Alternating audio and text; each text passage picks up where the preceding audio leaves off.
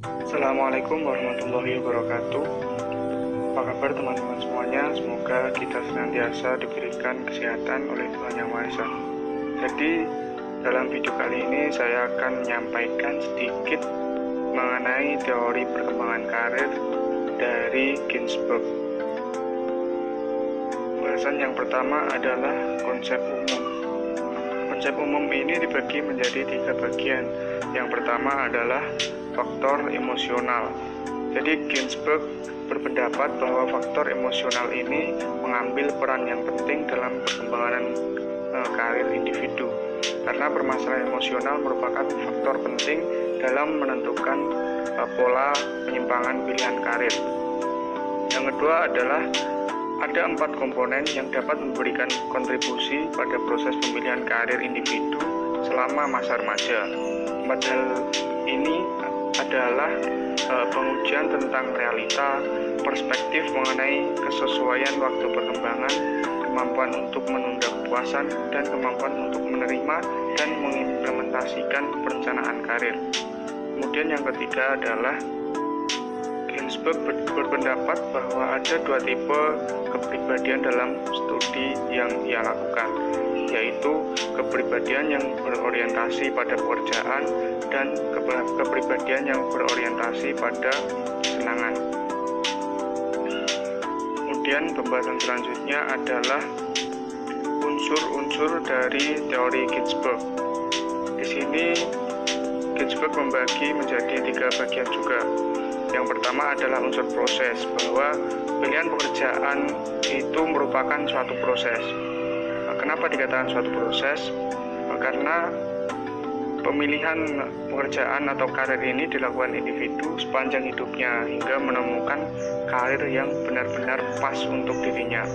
Yang kedua adalah unsur irreversibilitas, yaitu bahwa pilihan pekerjaan itu tidak bisa diubah atau dibalik.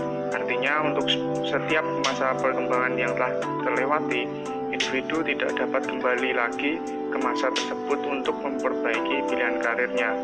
Yang bisa dilakukan adalah dengan memperbaiki pilihan karir di masa perkembangan selanjutnya. Kemudian unsur yang terakhir adalah unsur kompromi, bahwa pilihan karir itu merupakan kompromi antara faktor yang dapat mempengaruhinya, yaitu faktor minat, kemampuan, dan nilai. Faktor tersebut tergabung menjadi satu dan pada akhirnya memberikan kontribusi pada tiap individu pada karir yang mana mereka menjatuhkan pilihannya. Kemudian masuk pada pembahasan proses pemilihan karir. Di sini dibagi menjadi beberapa bagian. Yang pertama adalah masa fantasi. Masa fantasi ini berlangsung kira-kira pada usia 10 atau 12 tahun atau masa sekolah dasar. Pada masa ini proses pemilihan pekerjaan itu masih bersifat sembarangan atau asal pilih tanpa didasarkan pada pertimbangan yang masuk akal mengenai kenyataan yang ada. Pemilihan pekerjaan pada masa ini juga hanya didasari atas kesan yang melahirkan kesenangan dan kepuasan semata. Dalam masa ini, anak-anak juga suka berpura-pura melakukan aktivitas kerja yang biasanya dilakukan oleh orang dewasa. Mereka biasanya berpura-pura menjalani profesi tertentu sebagai aktivitas bermainnya. Pada masa fantasi juga merupakan masa di mana anak-anak melakukan internalisasi nilai orang dewasa dan pada akhirnya akan menjadi bahan pertimbangan untuk menentukan karirnya nanti. Nah, pada masa fantasi ini anak-anak mulai mengembangkan pilihan karirnya melalui aktivitas permainan yang mereka lakukan. Mereka mengabaikan realita, kemampuan, dan potensi yang ia miliki, dan pandangan zaman akan pekerjaan-pekerjaan yang berbeda dalam khayalan mereka. Kemudian yang kedua adalah masa tentatif. Masa tentatif ini berlangsung kisaran antara usia 11 sampai dengan 18 tahun. Pada masa ini juga dibagi menjadi beberapa tahapan. Yang pertama adalah tahapan minat, yaitu berlangsung antara usia 11 sampai dengan 12 tahun, di mana individu mulai menyadari kebutuhan untuk mengidentifikasi arah karir mereka masing-masing.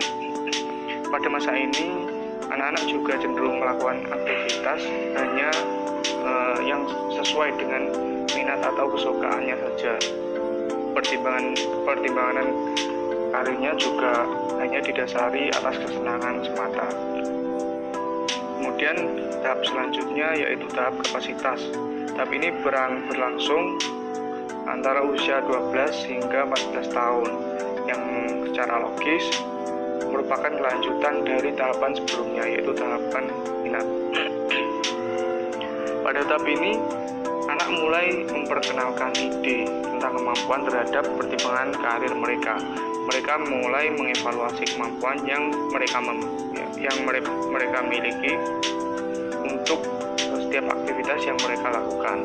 Pada tahap ini juga mereka mulai mengurangi identifikasi terhadap peran ayah sebagai konsekuensi dari pilihan karir dan mulai mempertimbangkan pengaruh orang lain. Tahapan yang selanjutnya yaitu tahap nilai. Tahap ini berlangsung pada usia antara 15 sampai dengan 16 tahun, di mana anak-anak atau individu mulai beranjak remaja dan melakukan perubahan-perubahan dalam pilihan karirnya. Hal penting dalam tahap ini adalah individu mulai memikirkan bagaimana memberikan layanan untuk masyarakat. Jadi individu ini mulai menyadari bahwa pekerjaan yang dilakukan seharusnya tidak hanya memberikan kepuasan bagi dirinya sendiri, namun juga memberikan kepuasan atau makna bagi orang lain di sekitarnya.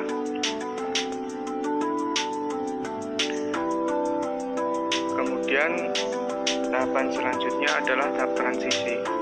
Tahap transisi ini berlangsung antara usia 17 sampai dengan 18 tahun. Pada tahapan ini, remaja mulai dihadapkan pada kenyataan bahwa sangat perlu bagi mereka untuk membuat keputusan karir yang bersifat segera. Kemudian individu itu juga diharapkan untuk mampu bertanggung jawab terhadap karir yang telah dipilihnya. Kemudian setelah masa tentatif ini selesai, dilanjutkan masa selanjutnya yaitu masa realistik. Masa ini berlangsung kisaran usia 18 hingga 22 tahun. Masa realistik ini dibagi menjadi beberapa tahapan. Yang pertama adalah tahap eksplorasi, di mana individu akan melakukan eksplorasi dengan memberikan penilaian atas pengalaman atau kegiatan yang berhubungan dengan pekerjaan dalam keterkaitannya terhadap tuntutan kerja yang sebenarnya. Biasanya tahap ini dimulai ketika individu mulai memasuki perkuliahan yang ditandai dengan mempersempit tujuan karirnya. Kemudian tahap yang kedua adalah tahap kristalisasi, yaitu tahap ini individu memberikan penilaian terhadap pengalaman atau kegiatan yang berhubungan dengan pekerjaan, baik yang berhasil ataupun yang gagal. Secara lebih khusus dijelaskan bahwa tahap ini remaja yang mulai beranjak lebih matang, secara sadar atau tidak, berusaha untuk terlibat lebih dalam pada suatu lapangan pekerjaan. Individu mulai mendefinisikan dengan jelas jabatan apa dalam pekerjaan itu yang ingin mereka hindari. Dalam hal ini, proses pengambilan keputusan karir segera didesak dan motif yang menggerakkan mereka untuk mengambil suatu pekerjaan karir semakin kuat. Kemudian tahap yang terakhir adalah tahap spesifikasi. Tahap spesifikasi ini merupakan tahap pemilihan pekerjaan yang lebih spesifik. Pada tahap ini, semua aspek dalam orientasi karir yang dimulai dari orientasi minat, kapasitas, dan nilai sampai tahap eksplorasi dan kristalisasi telah dijadikan pertimbangannya matang dalam memilih arah dan tujuan karir di masa yang akan datang. Oke teman-teman, demikian yang dapat saya sampaikan. Semoga bisa bermanfaat. Ada kurang lebihnya mohon maaf. Assalamualaikum warahmatullahi wabarakatuh.